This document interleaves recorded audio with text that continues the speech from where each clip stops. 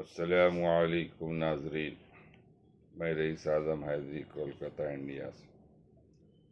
حضرت ابو بکر صدیق رضی اللہ تعالیٰ عنہ کا بیت المال سے وظیفہ۔ حضرت ابو بکر صدیق رضی اللہ تعالیٰ عنہ کا بیت المال سے وظیفہ۔ حضرت ابو بکر صدیق رضی اللہ تعالیٰ عنہ کے یہاں کپڑے کی تجارت ہوتی تھی اور اسی سے گزر اوقات ہوتا تھا۔ جب خلیفہ بنایا گیا تو حسب معمول صوبے کو چند چادریں ہاتھ پر ڈال کر بازار میں فروخت کے لیے تشریف لے چلے۔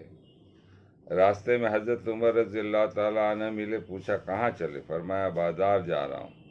حضرت عمر رضی اللہ تعالیٰ عنہ نے عرض کیا کہ اگر تم تجارت میں مشغول ہوگے تو خلافت کے کام کا کیا ہوگا؟ فرمایا پھر اہل و عیال کو کہاں سے کھلاؤں؟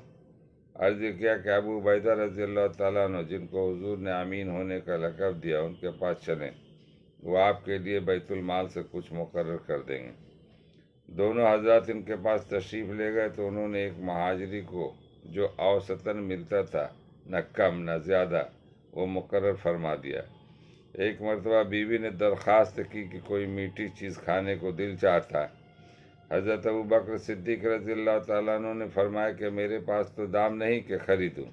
اہلیہ نے عرض کیا کہ ہم اپنے روز کے کھانے میں سے تھوڑا تھوڑا بچا لیا کریں، کچھ دنوں میں اتنی مقدار ہو جائے گی۔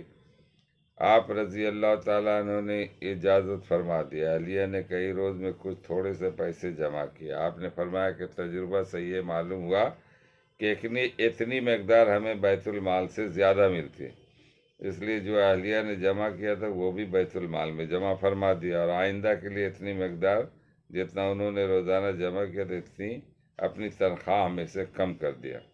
فائدہ: اتنے بڑے خلیفہ اور بادشاہ پہلے سے اپنی تجارت بھی کرتے تھے اور ضروریات کو کافی بھی تھی، جیسا کہ اس اعلان سے معلوم ہوتا ہے جو بخاری میں حضرت عائشہ رضی اللہ تعالیٰ عنہ سے مروی ہے کہ جب حضرت ابو بکر رضی اللہ تعالیٰ عنہ خلیفہ بنائے گئے تو آپ نے فرمایا کہ میری قوم کو یہ بات معلوم ہے کہ میرا پیشہ تجارت میرے اہل و عیال کے خرچ کو ناکافی نہیں تھا، لیکن اب خلافت کی وجہ سے مسلمانوں کے کاروبار میں مشغول، اس لیے بیت المال سے میرے اہل و عیال کا کھانا مقرر ہوگا۔